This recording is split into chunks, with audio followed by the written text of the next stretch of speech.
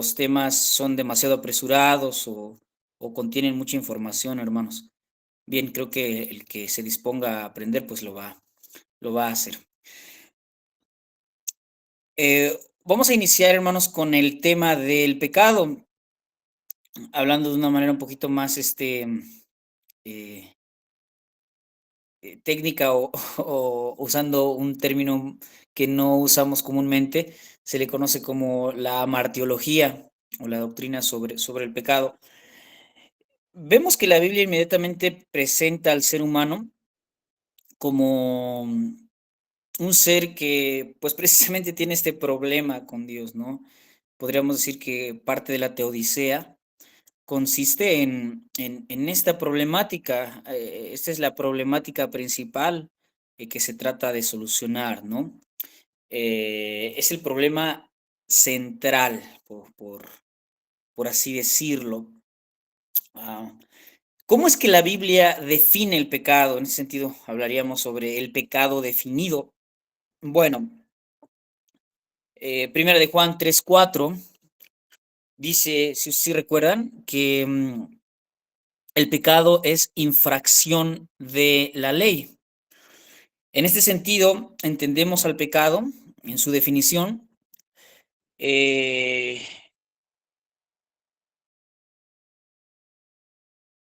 que el pecado es precisamente no conformarse a la ley moral de Dios, al menos en tres aspectos: en acciones, actitudes y naturaleza.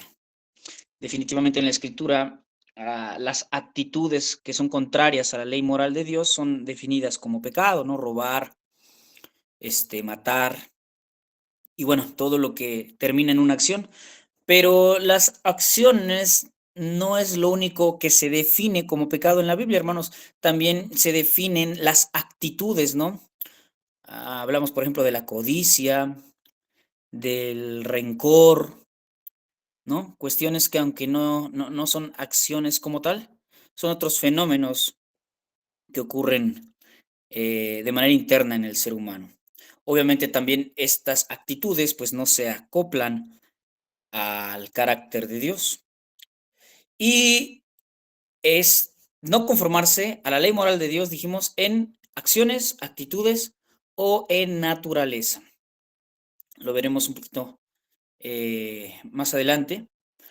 Nuestra naturaleza es como tal una naturaleza pecaminosa, una tendencia nata, por así decirlo, hacia el pecado. Entonces, hermanos, en la definición del pecado, todo pecado o el pecado podría ser definido también o entendido también como todo lo opuesto al carácter o al ser de Dios.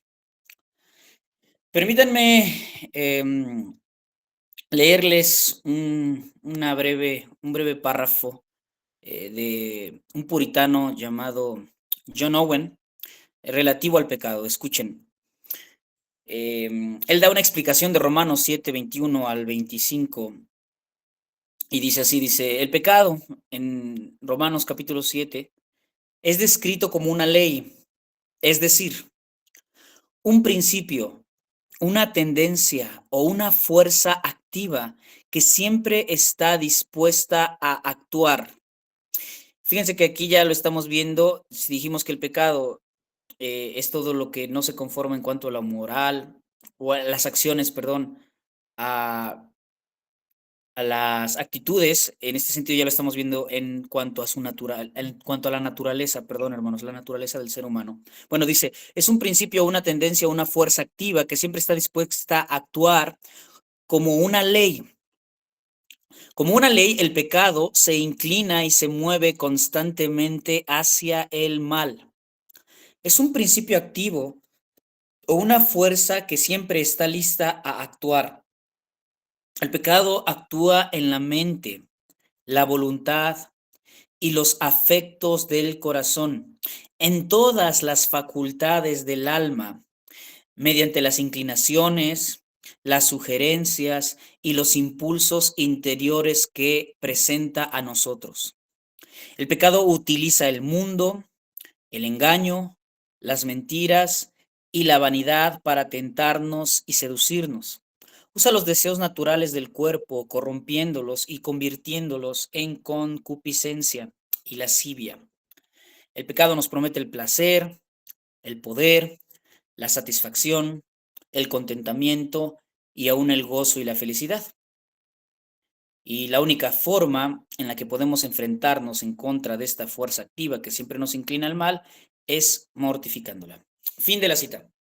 Eso es lo que escribe este puritano llamado John Owen en cuanto al pecado relativo a la naturaleza humana, ¿no? Como el pecado, si lo queremos seguir definiendo o entendiendo, pues es un principio, es como un poder que está inherente a nuestra naturaleza, incluido ahí.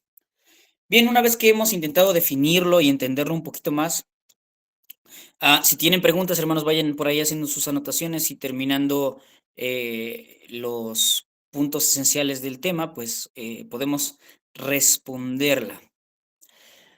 Vamos al origen del pecado, hermanos. ¿Alguien quisiera leer Job 34:10, por favor? Job 34:10.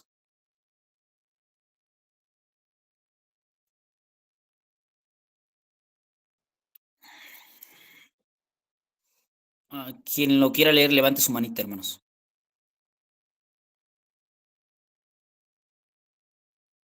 Gracias, hermana Rosario. Dice así: por tanto, varones de inteligencia, oídme. Lejos esté de Dios la impiedad y del Omnipotente la iniquidad. Gracias, hermana. Hablando del origen del pecado, no sé cuántas veces ustedes han comenzado una plática y la plática de repente empieza a girar en torno a que Dios es el creador de todo, incluyendo el mal, incluyendo el pecado. No es que ustedes hagan esa plática, sino que las personas que no conocen la teología o que tienen una teología diferente a la de la Biblia, pues tienen esa idea, ¿no? De que si Dios es el creador de todo, pues Él debió haber creado también, y si todo incluye, pues todo, debió haber creado también el mal o el pecado. Un tipo de teodicea, como lo dije hace un momento, ¿no? Obviamente la escritura nos señala que pues el origen del pecado se encuentra en estos ángeles caídos y en los seres humanos. Ah, el pecado en cuanto a la humanidad, en su origen, en cuanto al pecado de Adán y Eva, pues es definido por Dios con el mandamiento de todo árbol del fruto puedes comer, más del árbol que está en el huerto no comerás de él. El día que de él comieres, ciertamente morirás. Y como una paráfrasis, hermanos. Yo no sé cuántas veces ustedes han escuchado haciendo uso de este texto, que a veces como predicadores pues intentamos por ahí usar algunos recursos y hablando por ejemplo sobre la familia, usan ese momento, ¿no? En donde Eva estaba por ahí platicando con la serpiente y dicen o decimos, yo quizás en algún momento también lo hice, que pues Adán falló, ¿no? Que Adán estaba en pecado desde antes de haber comido haber obedecido a la voz de Eva. Y decimos que ya le estaba descuidando, que ya estaba siendo un esposo dejado o qué sé yo, ¿no? Que no estaba cumpliendo con su papel de esposo. Y bueno, estaríamos encontrando un pecado antes del pecado, ¿verdad? Es extraño eso. No, hermanos, el pecado definido en el huerto de Edén era precisamente llegar a la acción de tomar el fruto, ¿no? Ir en contra de la, el mandato divino, la ley establecida. Así que vamos avanzando en nuestro entendimiento del pecado. Obviamente, el pecado tampoco es esa idea dualista en donde se proponen una lucha eterna e interminable entre dos fuerzas que son prácticamente iguales en poder, el bien y el mal, ¿no? Algo así como el yin y el yang. No, no, no, no es eso. Si regreso al momento del Edén, en donde tanto Adán y Eva pues pecan, este momento nos puede dar más información relativa a cómo actuó el pecado en su forma original. En primer lugar, el pecado dio una respuesta diferente a qué es la verdad. Mientras que por un lado Dios había definido la verdad, eh, la serpiente les dice, les propone que la verdad de Dios pues era una mentira, ¿no? Pone a Dios como un mentiroso. También da una mala respuesta, por ejemplo, al planteamiento de qué es lo bueno, qué es el bien. Eh, pues Satanás deformó esto en la introducción del pecado, la definición del bien, y también da una respuesta diferente a la pregunta ¿quién soy yo? ¿O quiénes somos? Eh, Seréis como Dios, les dice Satanás, ¿no? Así que vean, el pecado en última instancia no responde realmente a la verdad, no responde o no define qué es lo bueno en lo relativo a la moral, y tampoco nos responde con certeza, con una certeza relativa a nuestra identidad. En ese sentido, podríamos concluir que el pecado en última instancia, hermanos, es irracional. El pecado nos hace pensar incorrectamente en cuanto a Dios, en cuanto a la verdad, en cuanto a la creación, ¿verdad? Bueno, otro punto importante, hermanos, si seguimos avanzando a consideración sobre este asunto del pecado, podría ser el tema del pecado heredado, ¿no? Es un tema que se maneja ampliamente en Romanos capítulo 5. El pecado heredado. Mm, Inmediatamente aquí tenemos que hacer una pregunta. ¿En qué sentido heredamos el pecado? ¿O qué es lo que heredamos respecto al pecado? ¿No? ¿Heredamos la culpa legal? Vean, esto es importante. ¿A qué se refiere este planteamiento del pecado heredado? Que heredamos la culpa legal o la corrupción natural. Heredamos la culpa legal o la corrupción natural. Bueno, obviamente la Biblia está llena de declaraciones como que el alma que pecare, esa morirá, no pagarán los hijos por los pecados de los padres, por cuanto el pecado entró en el mundo por un hombre y por el pecado la muerte, luego la muerte pasó a todos los hombres, vean lo que dice inmediatamente, por cuanto todos pecaron. Así que, aunque es cierto que Adán como representante de la humanidad trajo consecuencias a toda la humanidad, ustedes recuerdan que en más de una ocasión pongo este ejemplo, ¿no? Que, por ejemplo, es un decir, nuestra presidenta ahora, ¿no? Si por ahí quisiera echarse una rencilla con el nuevo presidente Donald Trump, am, si tuvieran ahí roces o qué sé yo, y todo esto resultara lamentablemente en una terrible guerra, en una invasión hacia nuestro país o viceversa, las decisiones de ellos como representantes de nuestro país o representantes de nuestra nacionalidad, representantes de un pueblo, traerían repercusiones, en este caso son negativas, ¿verdad? Pero también podrían ser positivas, pero traían repercusiones a todos. Bueno, algo así, Adán como representante de la humanidad, sus decisiones, eh, su actuar, pues trajo repercusiones a toda la humanidad. Pero lo que nos tiene que quedar claro, hermanos, es que no heredamos la culpa legal de Adán. Realmente Adán pagará la culpa legal de su pecado, o Cristo ya la pagó si es que Adán, pues, se arrepintió, ¿no? Que creemos que sí. Pero no es que heredemos la culpa legal, sino que heredamos, y ahorita lo vamos a ver, esa corrupción natural. En ese sentido es lo que hemos heredado, ¿no? Si tienen preguntas, pues las escriben ahí en sus notas y ahorita las tratamos de resolver, hermanos. Otro planteamiento importante en la temática del pecado. Ya se dieron cuenta que vamos avanzando un poco rápido. Yo sé que cada uno de estos temas tienen sus formas de resolverlos, sus textos bases, incluso las tesis opuestas y todo esto. Bueno, pero otro planteamiento. ¿Cuál fue el alcance de la corrupción del pecado en nuestra naturaleza? ¿Hasta dónde el pecado afecta nuestra naturaleza? En Efesios 2:1, todos conocemos este texto, ¿verdad? Al menos creo que lo hemos escuchado mínimo una vez. Y Él os dio vida a vosotros cuando estabais muertos en vuestros delitos y pecados, en los cuales anduvisteis en otro tiempo, siguiendo la corriente de este mundo, conforme al príncipe de la potestad del aire, el espíritu que ahora opera en los hijos de desobediencia, entre los cuales también todos nosotros vivimos en otro tiempo. Vean cuál era nuestro timón en los deseos de nuestra carne, y mientras que la humanidad piensa que es libre, aunque en lo volitivo, pues sí somos libres de decidir, pero hay un principio que determina estas decisiones, ¿ok?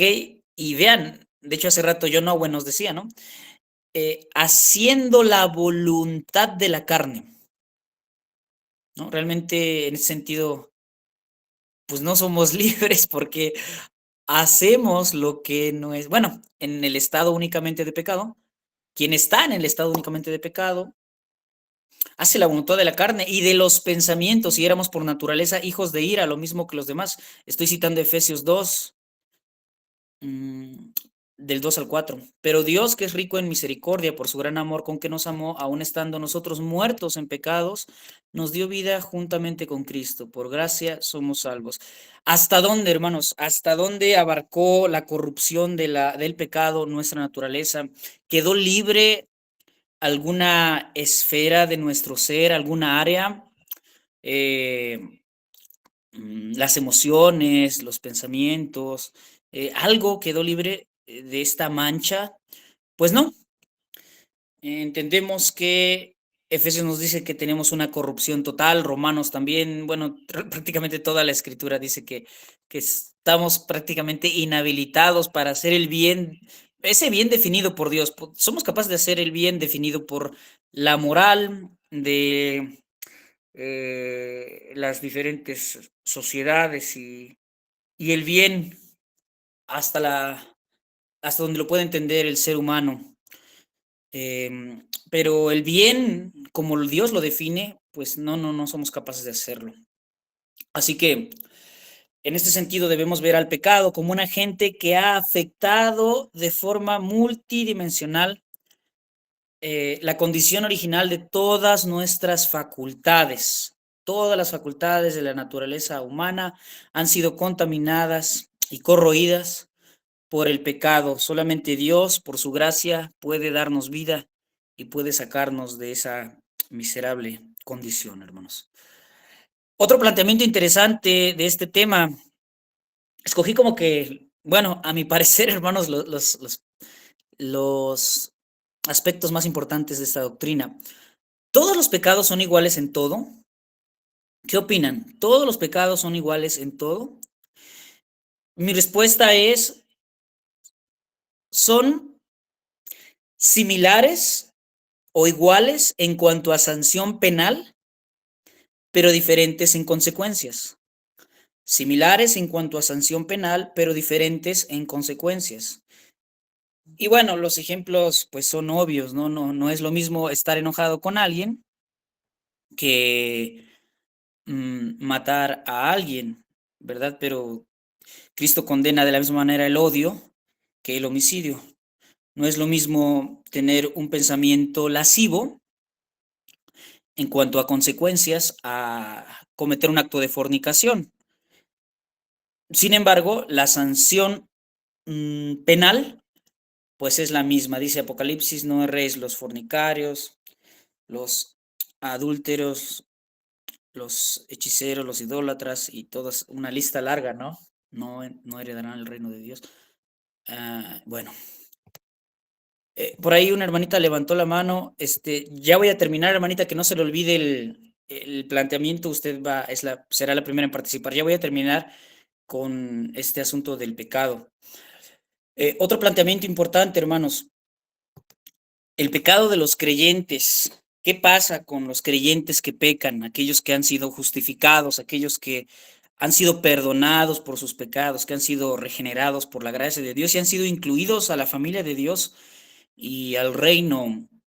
¿Qué pasa con ellos? Bueno, su situación legal no cambia, nuestra situación legal no cambia delante de Dios. Somos justos, hemos sido justificados una vez para siempre. Sin embargo, nuestra filiación con Dios, nuestra relación con Dios, pues obviamente puede verse pues modificada. Podríamos vivir como aquellos cristianos a los que Pablo se dirige, ¿no? Como ya, o bien pudiendo haber sido pudiendo ser maestros, tener necesidad de la leche, ¿no? Todavía, y no digerir el alimento sólido. O aquellos cristianos a los que Pablo le llama cristianos carnales. Y bueno, entonces, aunque nuestra situación legal ante Dios no cambia, pues puede cambiar el gozo de la vida cristiana, la alegría, la plenitud de la vida cristiana, hermanos, entre otras cosas. Bueno, hermanos, yo, por mi parte, según yo, fueron los temas más importantes relativos a la doctrina del pecado, pero seguramente ustedes habrán identificado algo que yo no incluí, o bien alguna pregunta que seguramente puede nutrirnos. ¿Puede comenzar usted, hermanita? No recuerdo quién fue quien levantó su mano, pero Bueno, ojalá fui yo, pudiera pero participar. como tengo la cuenta de mi esposa, por eso, Ah, ok. apareció mi esposa, pero la que yo estaba, bueno, lo que yo vi es de que el pecado, como usted dice, es igual. Si robas 5 pesos a robas 100 pesos, es lo mismo, ¿no? Es el mismo pecado. Igual como cuando uno mata, bueno, cuando matas o cuando robas, pues, es lo mismo. Y en la Sí, planteación, obviamente la consecuencia es diferente, ¿no? Si usted me roba 10 pesos, pues no hay problema, pero si me roba 1 millón de pesos, ándele. creo que ya. Bueno, sí, pero, Sí, digámosle que espiritualmente es el pecado, o sea, el robo es la intención de quitar algo. Ajá, ¿sí me explico? De la mi intención es robarle, sean 5 pesos, sean 10 o sean 20. No importa la cantidad, pero la intención de robar es esa, de robarle. Ese es el pecado. Y tanto como sea menor o sea mayor, en, digámosle aquí terrenalmente, pues obviamente, pues sí. No, 5 pesos, pues no vale nada. Decir, ay, me robó 1 peso, me robó 5 pesos, me robó a 10 millones, ¿verdad? Pero la acción de hacerlo espiritualmente, pues sí es lo mismo, ¿no? Eso es lo que, sí, bueno, hermano, en este caso la acción sería em, pues sobre lo que recayera la sanción penal. así Ujú. es. Sí, hermano, está muy bien. Y Eh, y en la otra que, por ejemplo, ya nosotros somos cristianos, ya nosotros si pecáramos, ya es vamos a recibir nuestro, digámosle, como castigo o nuestra llamada de atención, Dios lo va a hacer, ¿no? Ya nosotros vamos a dar cuentas con Él de lo que estamos haciendo, porque nosotros ya lo sabemos.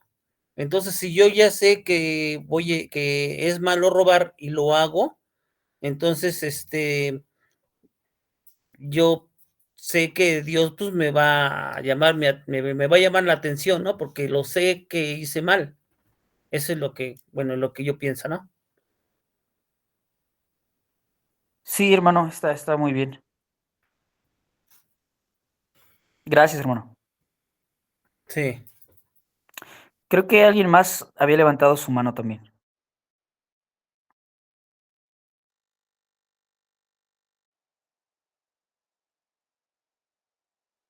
Hermano, yo acabo de levantar la mano. Ah, sí, hermana, adelante.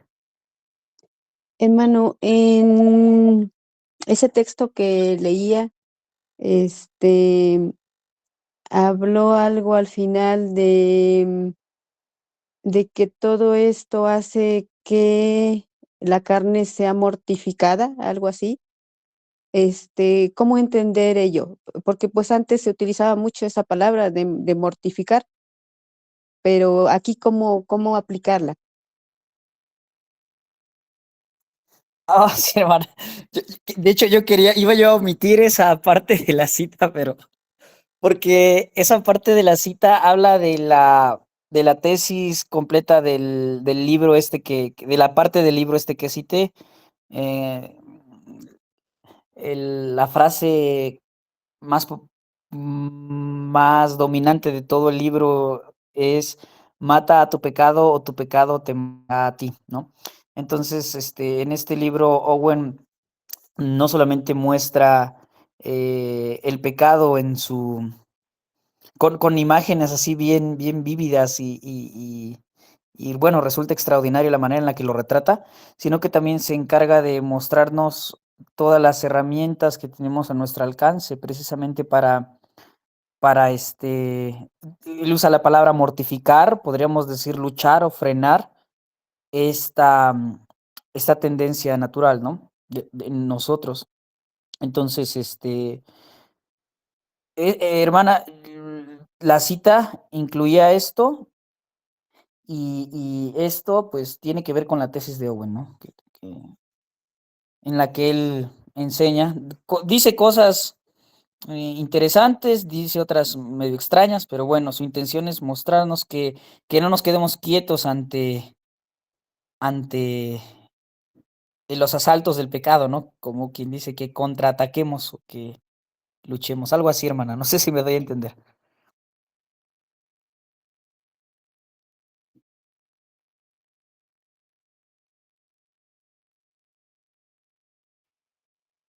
Bueno. Perdón, hermano.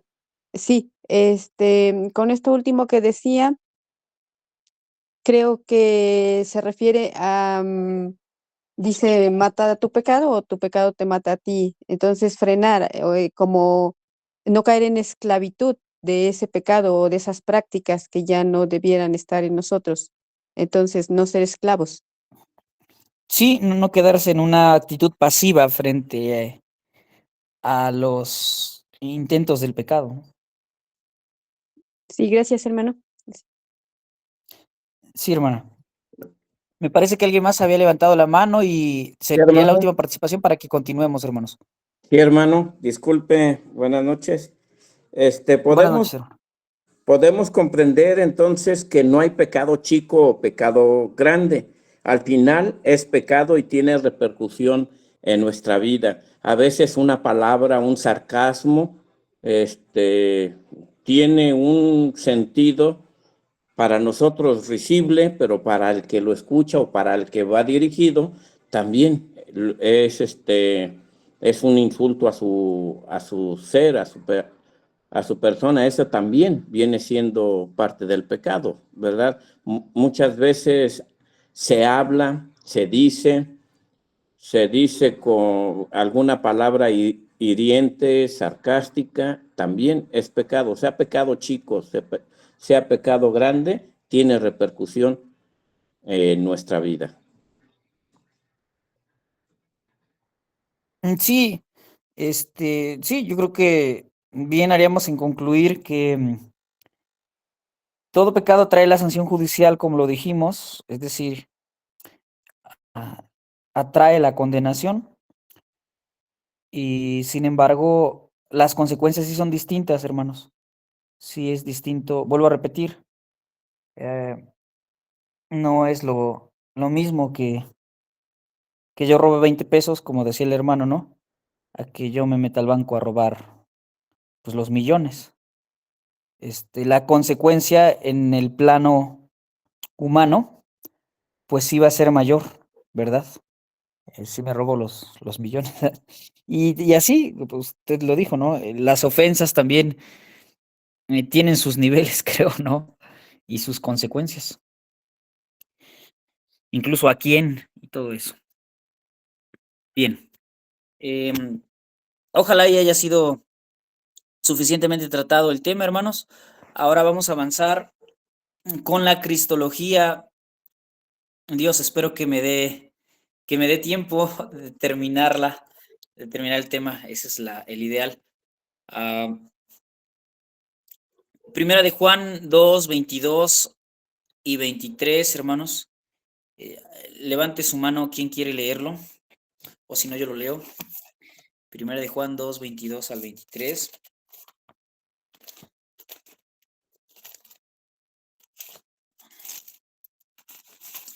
Creo que nadie levantó su mano, entonces yo lo voy a leer. Dice así la escritura: ¿quién es el mentiroso sino el que niega que Jesús es el Cristo? Este es anticristo, el que niega al Padre y al Hijo. Todo aquel que niega al Hijo tampoco tiene al Padre. El que confiesa al Hijo tiene también al Padre. Bueno, vamos a aprender, hermanos, que la cristología es determinante para tener una relación con Dios, y esta resulta en un conocimiento verdadero de Cristo, ¿no? La cristología se encarga de estudiar a la persona de Cristo. Mientras que en la sesión pasada hablamos sobre la antropología, que es una doctrina que trata al ser humano en sus diferentes formas de entenderlo, y lo trata como un ser que es imagen de Dios, que empieza siendo creado de una manera perfecta y después llega a un estado caído por su propia voluntad, y que ahora se convierte pues en un pecador.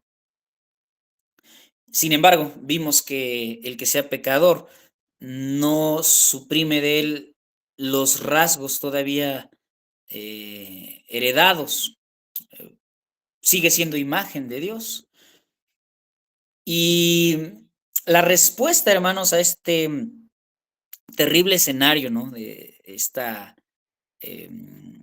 celda o es prisión, o esta situación mísera en la que llega a estar este ser creado a la imagen de Dios, pues es la cristología. Escuchen lo que dice Berkov en su teología sistemática, lo voy a citar. Dice: la distancia ética que hay entre Dios y el hombre resultó de la caída del hombre, y ni los hombres ni los ángeles pueden cerrarla, y equivale definitivamente a un grito que pide el auxilio divino. La cristología es en parte la respuesta a ese grito. Nos relaciona con el trabajo objetivo de Dios en Cristo para cerrar la brecha y para suprimir la distancia. Nos presenta a Dios acercándose al hombre, quitando las barreras que separan a Dios y al hombre mediante el cumplimiento de las condiciones de la ley en Cristo, y restaurando al hombre a su bendita comunión. Fin de la cita. Hermanos, en los escritos que tenemos en el Nuevo Testamento, la naturaleza de Jesús siempre sobresaldrá y se presentará como una naturaleza humana y a la vez divina. Por los títulos usados, ¿no? Él es el Hijo del hombre, Él es el Hijo de Dios. Y en la primera literatura cristiana esto se sostuvo de manera firme. Sin embargo, vemos que la persona de Jesús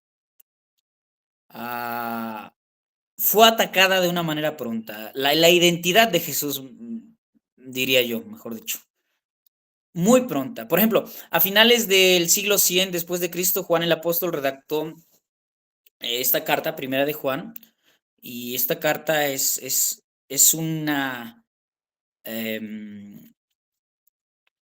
tesis opuesta, o es una respuesta a la herejía gnóstica, la cual pues atentaba contra la naturaleza de Cristo. Y bueno, esto no debería de sorprendernos, hermanos, porque estamos hablando del 100, más o menos, llegando al 100. Sin embargo, la persona de Cristo como tal, pues es atacada incluso durante su ministerio. Esto no debería sorprendernos, ¿no? ¿Cuál fue la causa principal de su condenación a muerte por parte del Sanedrín? Pues la confesión de su personalidad. ¿Recuerdan ustedes la declaración de Cristo de que él era el Hijo de Dios?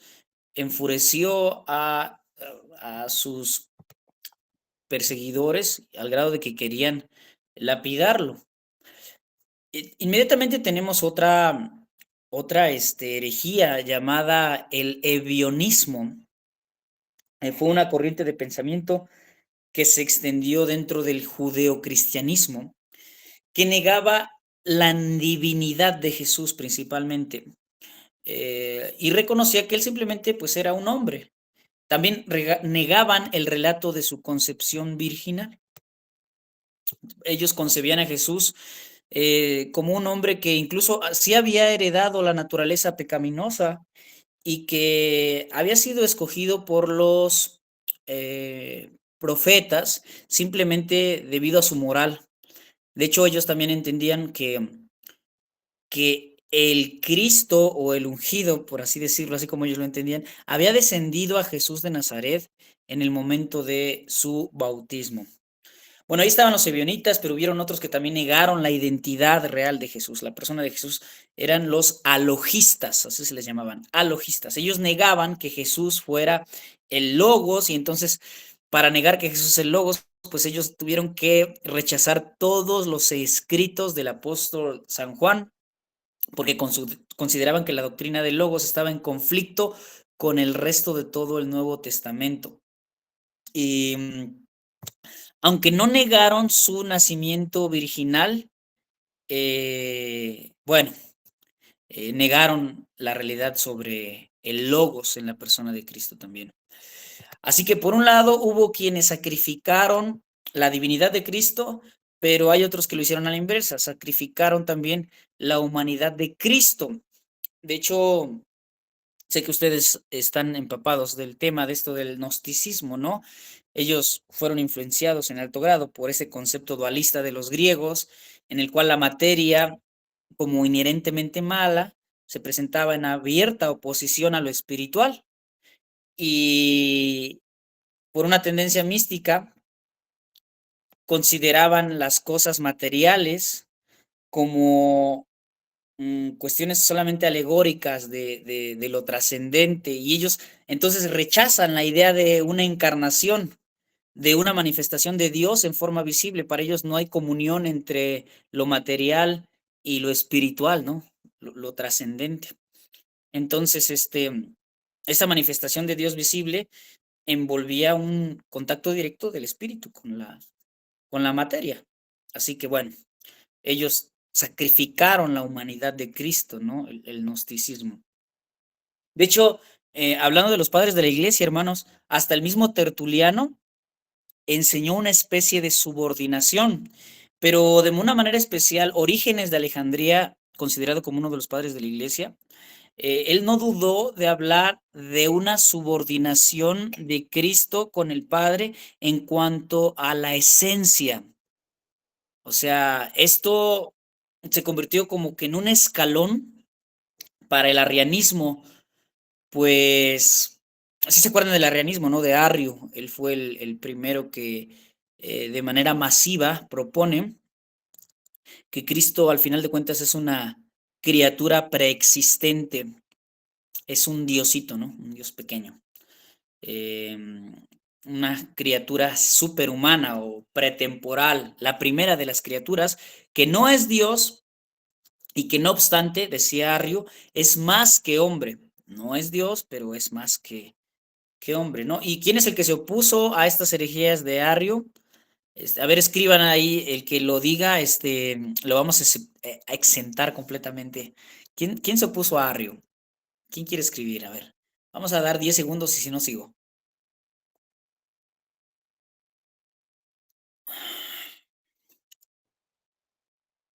Creo que el internet está lento y por eso no me llegan las. Fue Atanasio, hermanos. Atanasio se opuso a la herejía arriana, defendió firmemente la posición de que el Hijo es consubstancial con el Padre y que es de la misma esencia que el Padre. Y esta posición fue adoptada de manera oficial en el 321 en el Concilio de Nicea. Y bueno, déjenme leerles lo que dice la Confesión Helvética. Es maravilloso cómo lo define. Escuchen la forma en la que acomodan el pensamiento. Es muy interesante. Voy a citar. Reconocemos, por tanto, que hay en uno y el mismo Jesús nuestro Señor dos naturalezas, la divina y la humana. Y decimos que estas dos se encuentran tan enlazadas o unidas que no pueden absorberse, confundirse o mezclarse entre sí, sino que más bien se unen y se juntan en una persona, conservando cada una separadamente sus propiedades e identidad. De tal manera que adoramos un Cristo, nuestro Señor, y no dos. Por lo tanto, no pensamos ni enseñamos que la naturaleza divina en Cristo sufrió, o que Cristo, según su naturaleza humana, está todavía en el mundo, y de la misma manera en cada lugar. Fin de la cita. Es sorprendente, ¿no? Cómo esta confesión logra definir todo lo relativo a lo que en teología se conoce como la unión hipostática. Bien, realmente, hermanos, no se puede ser neutral respecto a la persona de Jesús de Nazaret. Es imposible. No se puede honrar a Dios al Padre si no se está dispuesto a honrar a Jesús o a conocerlo. Y es elemental entender bien el retrato o la persona que las Escrituras presentan relativa a Jesús de Nazaret. Así que no somos llamados a creer solamente en un Jesús histórico, solamente, ¿ok? No somos llamados solamente a creer en el Jesús de las religiones, ni siquiera en el Jesús que hemos desarrollado en nuestra mente por nuestra crianza, cultura, religión dominante, religión de origen, etcétera, ¿no? Somos llamados a creer en el Cristo de las Escrituras, en el Jesús de las Escrituras. Bien, hermanos,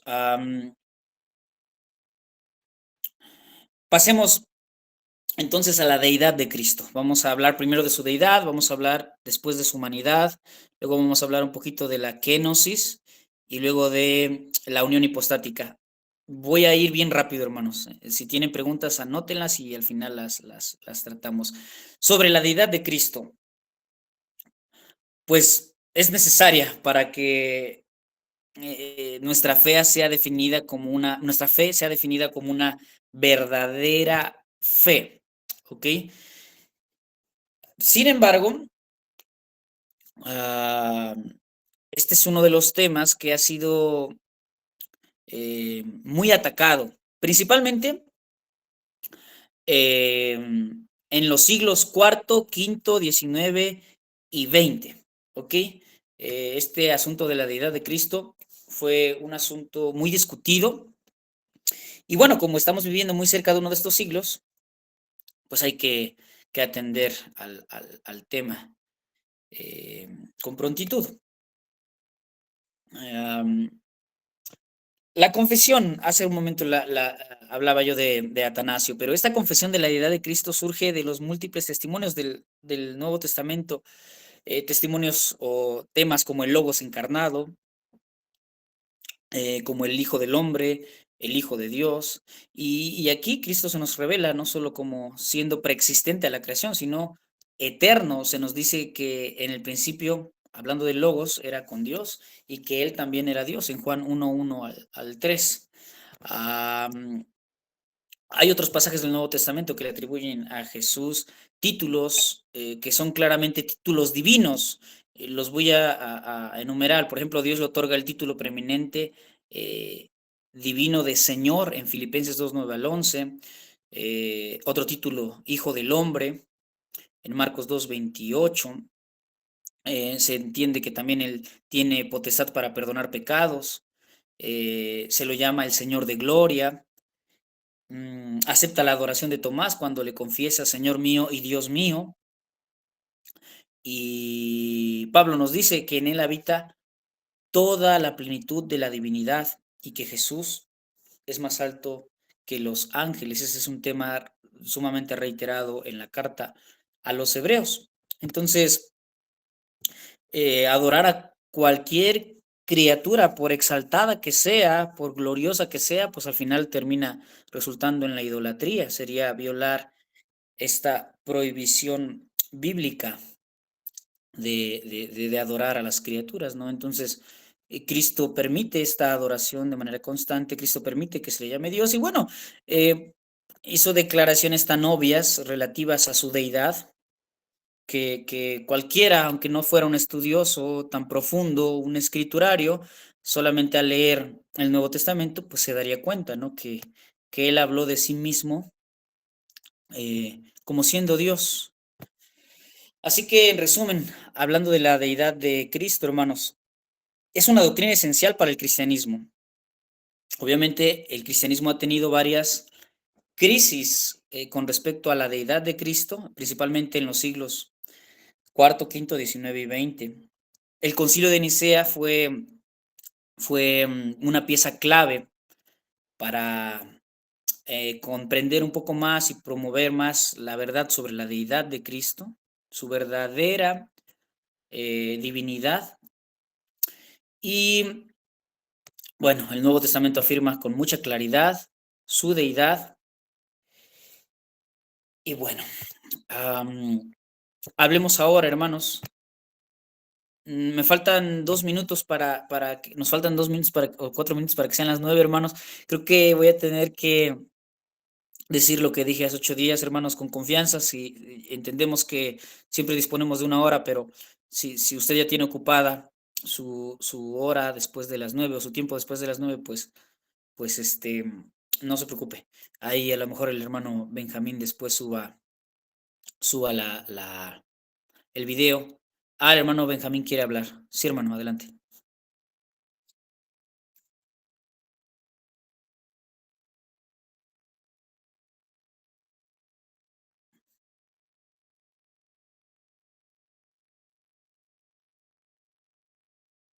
Sí, hermano, adelante.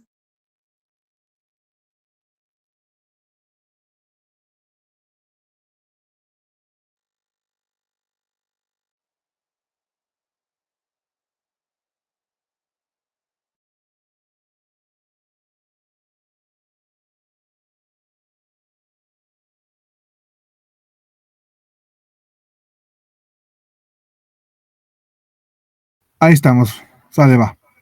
Prendemos la camarita, por favor. Me veo medio negrito, pero bueno, ahí está. Sale, va. Quien guste. Prendemos la camarita y a la de 3, ¿sale? Quien guste. 1, 2, sonrían, 3. Otra vez. 1, sonrían, 2, 3. Gracias, Dios les bendiga. Continuamos. Gracias, hermano. Bien. Una vez que hemos hablado de la verdadera divinidad de Cristo, hermanos, Cristo es verdadero Dios. Hablemos sobre la kenosis o kenosis, porque esto nos dará pauta para hablar de su verdadera humanidad. Esto de la kenosis o la kenosis está en Filipenses 2:5. Dice el texto: haya pues en vosotros este sentir que hubo también en Cristo Jesús, el cual, siendo en forma de Dios, no estimó el ser igual a Dios como cosa que aferrarse, sino que se despojó a sí mismo, tomando forma de siervo, hecho semejante a los hombres, y estando en la condición de hombre, se humilló a sí mismo, haciéndose obediente hasta la muerte y muerte de cruz. El texto implica la humillación de Cristo, pero también habla sobre lo que él tuvo que hacer para poder habitar en medio de nosotros. Y esto de que dice que se despojó a sí mismo, no significa, hermanos, que él haya quitado, por así decirlo, alguno de sus atributos divinos o haya hecho menos divina su naturaleza divina o ideas de este tipo, ¿no? O sea, realmente el despojo consistió más que en dejar algo, en añadir a sí mismo algo. O sea, ¿qué añade a sí mismo? Pues añade la naturaleza humana, añade la humanidad. Y sí, definitivamente también habla del hecho de que él renuncia voluntariamente al uso de sus atributos o de sus facultades divinas. Pero la kenosis hace principal énfasis, más que en un vaciado, en añadir a lo que él ya era, ¿no? Añade la humanidad. Y entonces vamos inmediatamente a la realidad sobre la humanidad de Cristo, su verdadera humanidad. Ya hablamos sobre su verdadera divinidad, ahora su verdadera humanidad. ¿Cómo comienza? Pues con el nacimiento virginal, ¿no? Desde ahí entendemos que él nace como un ser humano, obviamente se engendra de una manera distinta, hablamos del milagro de milagros, ¿verdad? Pero el hecho de que haya nacido de una manera similar a los seres humanos, esto hace posible que en una persona, en la persona de Jesús de Nazaret, habitara la deidad y la humanidad. Y también hace posible que Cristo fuera completamente humano sin la herencia del pecado. ¿Ok? El hecho de que Cristo fuera completamente humano también implica que él tuviera verdaderas debilidades y limitaciones humanas. Él se cansaba, tenía sueño, tenía hambre. O sea, él tuvo un cuerpo como el nuestro, como el suyo. Él tuvo una mente como la suya, como la mía, que en su humanidad pues necesita aprender. En su divinidad él no necesitaba aprender nada, en su naturaleza divina él sabía todo como debía ser sabido. Recuerdan, Dios nunca aprende nada nuevo porque él ya lo sabe todo. Sin embargo, en su naturaleza humana, su mente debía crecer, debía conocer. Él tenía verdaderas emociones humanas como las nuestras. Pero bueno, era verdadero hombre. En todos los sentidos, con diferencia de que era sin pecado, ¿verdad? Eh, ¿Por qué? ¿Por qué Dios vino como hombre? ¿Por qué no vino simplemente como Dios o en una naturaleza, mejor dicho, divina solamente y nada más? ¿Por qué era necesaria su humanidad? Bueno, primero, porque debía ser un fiel representante de los hombres. Recuerdan, en Romanos se trata este asunto. Mientras que Adán fue el primer Adán y representaba a los hombres, Cristo, por así decirlo, pues es el segundo Adán, ¿no? Para hacer un sacrificio vicario. Si el hombre es el que pecaba, pues el hombre es el que debía de morir. Su sangre es la que debía de ser derramada. Y en este caso, muere un verdadero hombre en la cruz. También su humanidad era necesaria para ser un mediador entre Dios y los hombres. El mejor mediador, porque el mediador es verdadero Dios y es verdadero hombre y medía entre Dios y entre los hombres. Esto está maravilloso, es maravilloso. Otra razón necesaria es que él tenía que ser hombre para cumplir el modelo original de que el hombre gobernara. También para ser nuestro ejemplo y modelo de vida. ¿Ok? Bueno, hablamos de su deidad, de su verdadera divinidad, después un poquito sobre la kenosis, después su verdadera humanidad, y ahora hablemos sobre la unión hipostática, que es cómo se concilian, cómo concebimos la realidad de las dos naturalezas en una sola persona. De hecho, la cita que leí hace un momento ya nos habría definido este asunto, ¿no? Ya lo tendría bien resuelto. Pero bueno, este tema fue tratado en el Concilio de Calcedonia en el 451 después de Cristo. Se dio este tema a partir de algunas herejías y planteamientos bien raros, ¿no? Que se proponían, que precisamente atentaban contra el cómo conviven, por así decirlo, estas dos naturalezas en una misma persona. Primero fue una herejía llamada la herejía monofisita, la que presentó que Jesús no tenía dos naturalezas, sino solamente una, y que esta naturaleza era singular, que no era ni verdaderamente divina ni verdaderamente humana, sino una mezcla entre ambas naturalezas, como si la naturaleza humana, la naturaleza divina y la humana se hubieran fusionado y hubieran hecho un híbrido, ¿no? Y de esta fusión hubiera resultado una nueva naturaleza, ni verdaderamente divina, ni verdaderamente humana. Le llamaban ellos una naturaleza teoantropomórfica. Eh, como que implicaba una naturaleza humana deificada o una naturaleza divina humanizada. Entonces, bueno, ante esto responde el Concilio de Calcedonia con la definición correcta de la unión hipostática. Y hubo otras tendencias que incluían, por ejemplo, que la naturaleza humana de Dios habría sido absorbida por la naturaleza divina, o al revés, ¿no? O que en Cristo conjugaban, o había, en Jesús de Nazaret, mejor dicho, había dos personas, ¿no? Una persona representante de la naturaleza divina y otra persona o personalidad representante de la naturaleza humana. Entonces, hubo tantas cuestiones ahí que se tuvieron que definir, ¿no? La unión hipostática. ¿Y qué es lo que propone la unión hipostática, hermanos? No que la humanidad se haya divinizado, ni tampoco que la divinidad se haya humanizado, sino que ambas naturalezas concurren en un solo ser, como lo decía la confesión helvética, sin división y sin confusión. Y bueno, ahí está, hermanos. No sé, hermanos, si hasta aquí relativo a estos temas haya preguntas.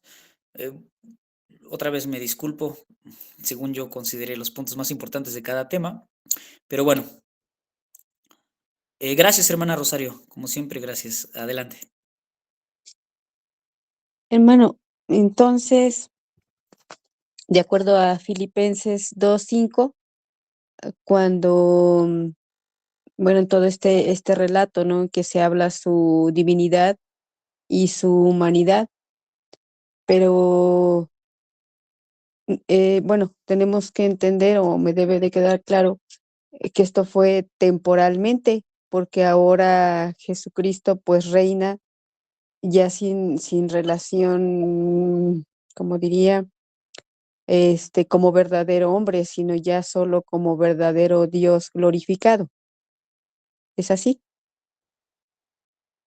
Qué bueno que hace usted este planteamiento, hermana. No, es interesante que ahora que lo que dice Filipenses, el hecho de que Cristo haya tomado para sí la naturaleza humana, la tomó por siempre. O sea, que el Logos decidió existir siempre como hombre. O sea, es Dios. Y tenemos que entender que un hombre está sentado en el trono cósmico. Un hombre reina en todo el universo y es el hombre Jesús. Entonces, mientras que su presencia corporal no está ya entre nosotros, sino que está en el cielo, su presencia en cuanto a su divinidad lo está. Pero bueno, respondiendo de manera puntual, hermana, es cierto que un hombre reina en el trono cósmico y que el Logos ahora añadió para siempre la humanidad. a su ser. Ya, hermano. Entonces, aquí tendríamos que consultar algunos textos bíblicos, ¿verdad? Para que, bueno, comprobemos esta parte y no queden dudas. Oh, sí, claro, hermana. Sí, sería, por ejemplo, Daniel en el capítulo 7, en donde la profecía adelantada a su época muestra al Hijo del Hombre viniendo entre las nubes, que tiene autoridad para reinar, para juzgar, y del cual se dice que su dominio es un dominio eterno, y su trono es un trono eterno, y su dominio uno que nunca tendrá fin, ¿no? En paráfrasis. Entonces, desde ahí ya se anticipaba lo extraordinario de la ascensión, porque cuando Jesús asciende al cielo, este, asciende como el hombre Jesús, con ese cuerpo glorificado. No lo, no lo, cuando él asciende a los cielos, no lo desaparece, no lo vuelve a quitar de su persona, de su ser, sino que asciende al cielo con este ser. Y bueno, las ilustraciones en, en Apocalipsis también son, son claras. Sí, hermano. Sí, me estoy acordando de algunas donde dice que todo ojo le verá. Ujú. Ujú. Sí, gracias, hermano. Sí, Gracias. hermana, a la orden. ¿Alguna otra opinión, hermanos?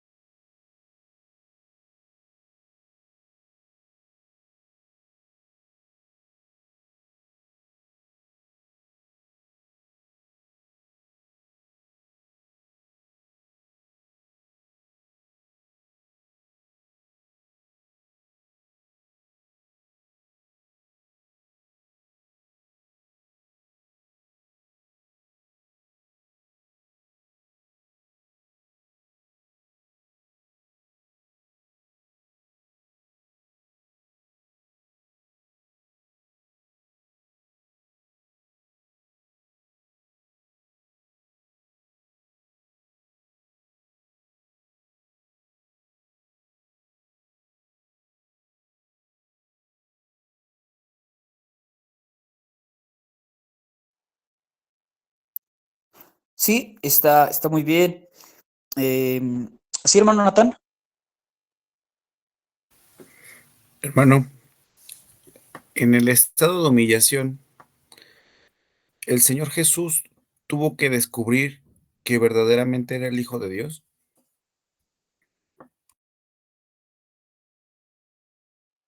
Esa pregunta, yo pienso que la tiene que usted que guardar y hacérsela a Cristo, hermano. No sé, hermano.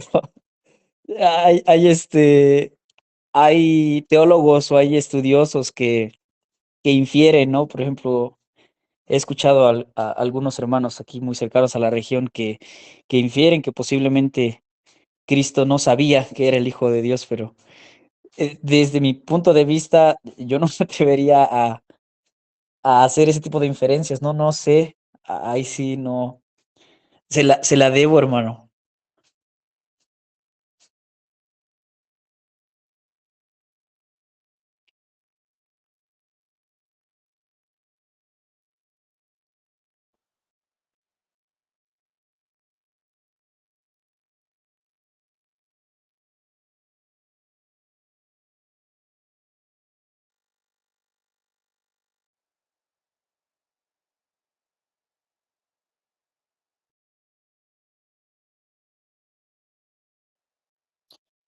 Sí, sí, sí, hasta este punto de la vida de Cristo, creo que ahí ya hay, refleja el pasaje cierto grado de conciencia, ¿no? O una conciencia. relativa a quién es. Hermano Natán, no sé si su silencio fue para para censurarme o para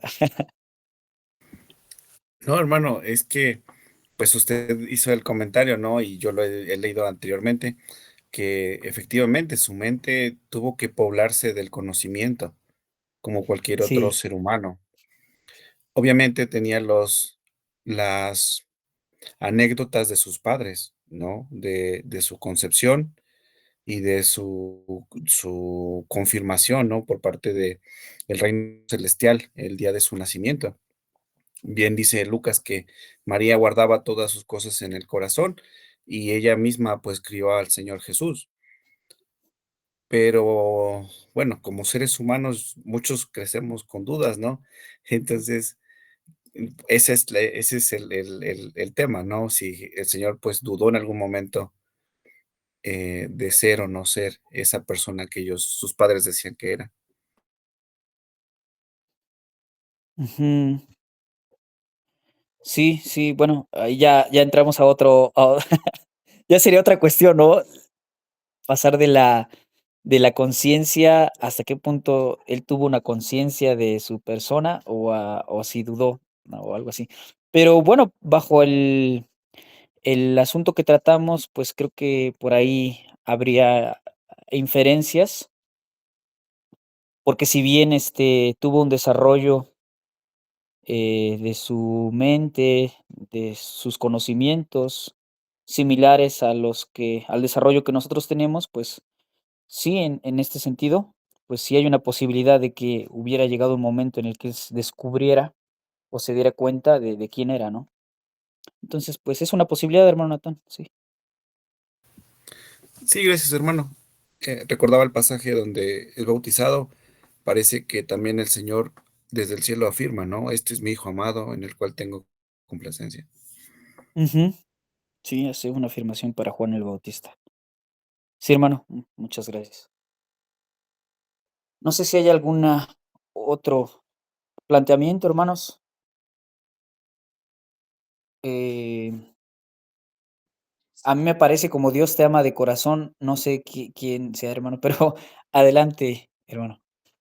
Sí, hermano, podemos mencionar que a lo largo de la, pues, de la vida de Jesús siempre se manifestó como hijo de Dios, pero también hijo de los hombres, de José y de María. Todos lo reconocían como hijo de José y de María. Ahí estaba su,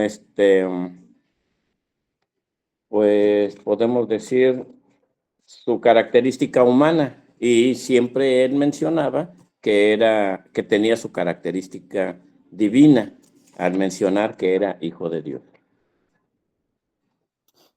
Sí, sí, sí, sí. De hecho,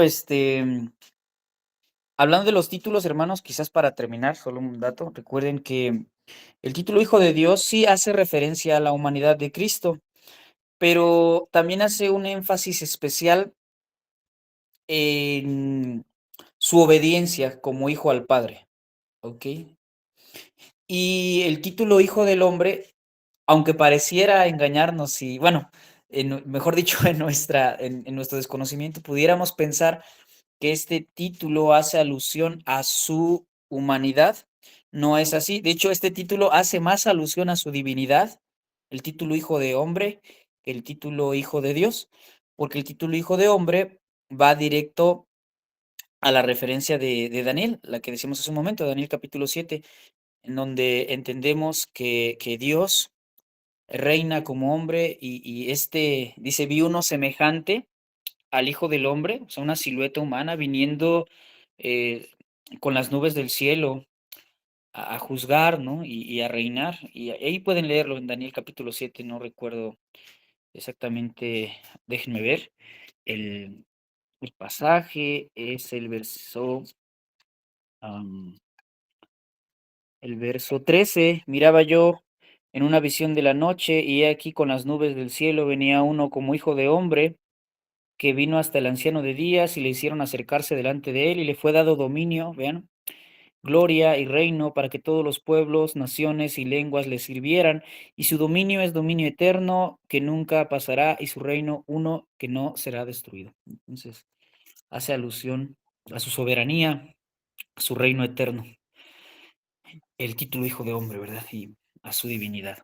Sí, hermano, Bien, hermanos, yo me refería a cuando mencioné que era hijo de José y de María, era hijo de un hombre, no como título hijo del hombre. ujú. Sí, sí, hermano, sí, está bien. También como dato, el título favorito de Jesús sobre sí mismo, o que él se autoasignaba, pues por mucho era el de hijo de hombre. Él casi no se llamaba a sí mismo hijo de Dios, o Mesías, o Cristo. Siempre se refería de sí mismo como el hijo del hombre, ¿no? Eso es interesante. Y aunque pudiéramos pensar que el título habla de cierta modestia, no, vean a qué hace alusión, a su reino, a su autoridad, a su dominio, ¿verdad? A toda su realeza. Bien, hermanos, pues si no hay alguna otra aportación, creo que pues bien podríamos ya dar esta sesión como concluida. Mm, No sé si hay algo más, hermanos. Ujú. Yo también quiero aplaudir por aquí, pero aquí están. Ok. Pues que Dios les bendiga, hermanos, como siempre. Es un gusto estar con ustedes los martes a las 8 de la noche y esperemos que estos tipos de estudios nos sigan durando. A lo mejor nos acabamos la teología sistemática y podemos por ahí hablar de otros temas. Bien. Pues que Dios les bendiga, hermanos. Hermano Benjamín, ¿quiere usted, hermana Emma Calderón? Bueno, creo que hay una última por ahí aportación. Hermana Emma, adelante.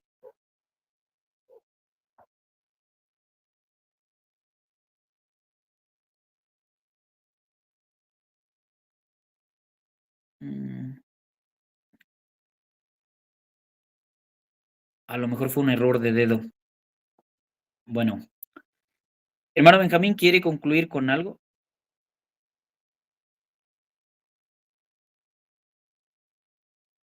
Ok.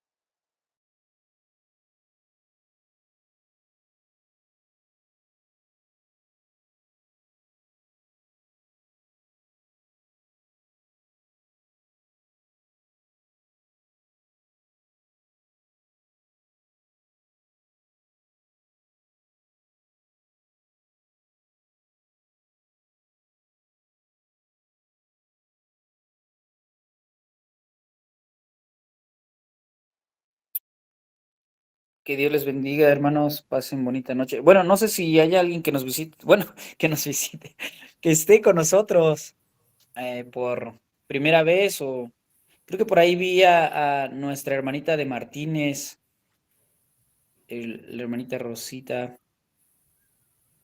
No sé si ya se fue. Hermana, bienvenido. Que Dios la bendiga. Bienvenida, hermana. También Natán ya regresó. Bienvenido, hermano. Mi mamá me visita en mi casa, hermano. Primero Dios, por ahí estaremos pronto. Hasta Cuídense mucho, hermanos. mañana. Un abrazo. Bendiciones. Gracias, hermanos. Bendiciones. Bye. Hermana Moni, cuídense mucho. Hasta luego.